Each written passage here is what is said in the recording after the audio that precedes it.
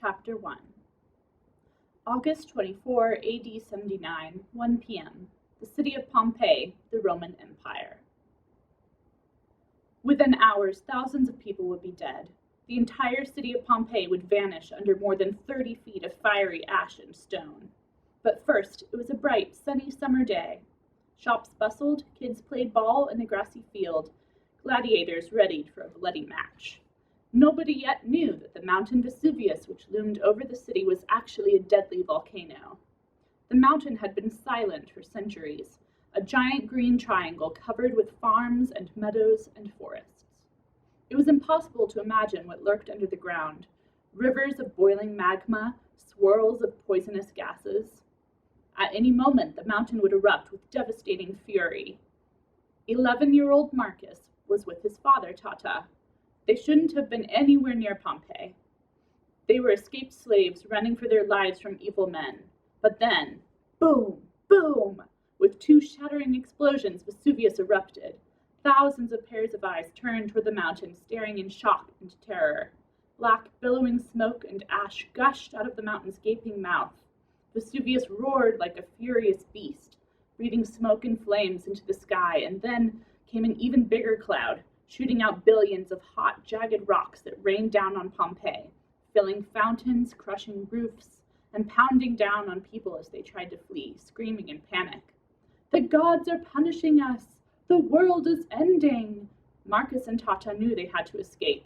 Any minute, a flaming wave of ash and gases would rush down the mountain, burning everything in its path. But there were too many people in the streets, too many rocks falling from the sky. It was hard to breathe, almost impossible to see. And then there was the strange whooshing sound that came from above. "Look out!" Tata shouted. Marcus looked up just in time to see a massive flaming boulder falling from the sky, a chunk of fiery rock from deep inside the mountain. It was heading right for them.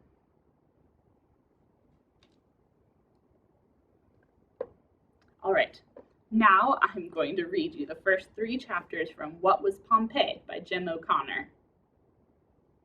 If you haven't tried out this series, you should. They're pretty cool.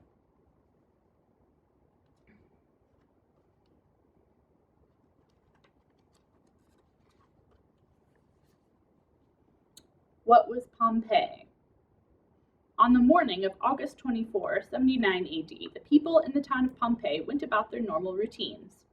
It seemed like any other day. Shopkeepers opened up their stores. In the center of town, people gathered in the forum to discuss politics and shop at the outdoor market. Others prayed in one of the many temples to the Roman gods and goddesses. In other parts of the city, people went to the public baths and played sports. Just outside Pompeii, farmers tended their fields. They grew olives and grapes and tended flocks of sheep. The land around Pompeii was rich and fertile. A little farther away, 5 miles from town, stood Vesuvius. Vesuvius looked like a mountain, but it wasn't a mountain, it was a volcano. No one in Pompeii worried about Vesuvius. It hadn't erupted in 700 years. However, in the past weeks, there had been small earthquakes. People could feel the ground shaking under their feet. Still, no one in Pompeii expected anything terrible to happen. No one guessed that the earthquakes were a warning sign. Vesuvius was about to erupt, and when it did erupt early in the afternoon of August 24, it destroyed the entire town of Pompeii. By the end of the following day, Pompeii had disappeared under 60 feet of volcanic ash. It was as if the town had never existed. This is some information about the Roman Empire. Pompeii was a thriving harbor city located at the mouth of the Sarno River on the Bay of Naples, and it was part of the Roman Empire. By the end of the 1st century AD, the vast Roman Empire stretched from Great Britain through France, Germany, Italy, Greece, across the Mediterranean Sea into what are now the countries of Iraq, Israel, and Egypt, and down into North Africa. Rome was the center of the empire and the most important city. Pompeii was 150 miles south of Rome. A network of paved roads connected many outlying areas to Rome. Roman boats crisscrossed the Mediterranean Sea, carrying spices, cloth, wine, olive oil, and other goods to all parts of the empire. The powerful Roman army and navy kept order for the emperor, who ruled with absolute power. Here is a cool map.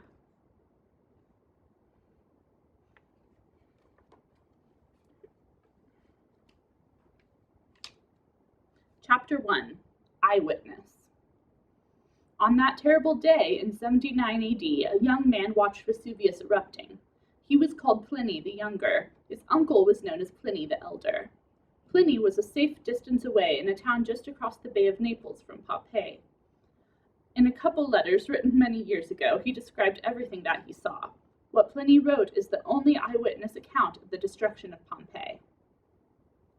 In the early afternoon, my mother drew attention to a cloud of unusual size and appearance. It was not clear at that distance from which mountain the cloud was rising. It was afterwards known to be Vesuvius. Its general appearance can best be expressed as being like an umbrella pine, for it rose to a great height on a sort of trunk and then split off into branches. It spread out and gradually dispersed. In places it looked white, elsewhere blotched and dirty. Pliny's description is an accurate one. However, he could only see what was happening from afar. He had no way of knowing what effect the eruption had on all the people living in Pompeii. To them it must have seemed as if they were witnessing the end of the world. When Vesuvius erupted, it shot up a column of dark ash and sharp, lightweight, powdery rock called pumice. The column rose about 15,000 feet into the air. That's about 3 miles high. The winds blew the ash and rocks toward Pompeii, turning the sky pitch black. Anyone caught at home had no chance of surviving. They were buried by the falling ash and rocks. Many of those who managed to get past the city gates didn't survive either. They too were caught in the hot downpour and suffocated. Before the eruption, there had been almost 20,000 people living in Pompeii. About 2,000 were killed inside the city, but there is simply no way to know how many others died trying to escape. For 18 hours, the ash and rock kept falling. Layer upon layer, it piled up until 60 feet covered the city. 60 feet. That's the height of a 5-story building. Soon, there was no trace of Pompeii. Here's another map. This is the map of Pompeii. This map shows where the important streets, famous houses, public buildings, and major temples were located. Pompeii was circled by a stone wall. This was to protect the town from enemies. People entered and departed from Pompeii through one of the gates in the wall. Chapter 2. What is a volcano? From far away, a volcano looks a lot like an ordinary mountain. When a volcano is erupting, however, red-hot liquid rock called lava spews from the top. Ash and poison gases are released. The lava flows downward, destroying everything in its path. At Vesuvius in 79 AD, the lava hardened in the air into sharp rocks that rained down on the people of Pompeii. If you climbed up Vesuvius right away, you would see that, as with many volcanoes, there's a big hole at the top. What made the hole? The crust is the name for the Earth's top layer and is made of many huge pieces called plates. The plates move and float on top of very hot melted rock. When this melted rock finds a crack between plates, it bubbles up, up, up through a tube and bursts out of the ground, punching out a hole. This kind of hole is called a crater. Once the liquid rock spurts out of the crater, it is called lava. The lava cools and hardens, creating a hill around the crater. With each eruption of lava at Vesuvius, the hill of the volcano grew bigger and taller. Here's a picture.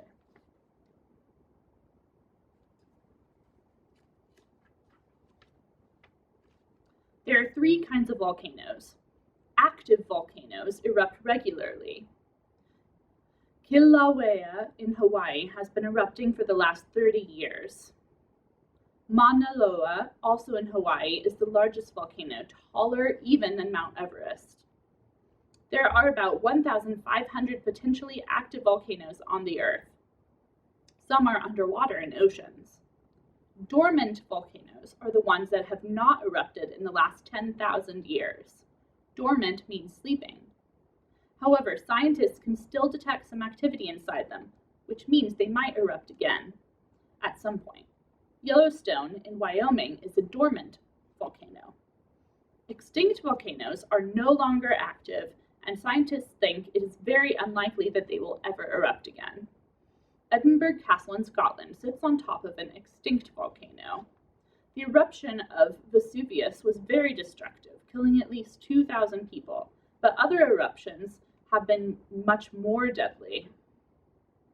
In 1883, Krakatoa in Indonesia erupted, killing 40,000 people. The last time that Vesuvius erupted was in 1944. Pompeii was unharmed. Today, vineyards flourish in the rich volcanic soil on the slopes of Vesuvius. Pretty cool, huh? Although, volcanoes can be pretty terrifying. One reason why I am glad I live in Kansas. No volcanoes here to worry about. However, there are a few active ones in the USA. So if you were to live near a volcano when it erupted, how would you survive? The air would be very difficult to breathe, so you'd have to move fast. Marcus and his father had horses. You'd also have to be good at dodging. There would be falling rocks and possibly other people and animals to move around. Maybe I should start playing dodgeball again. Time for our next book, The Sinking of the Titanic, 1912.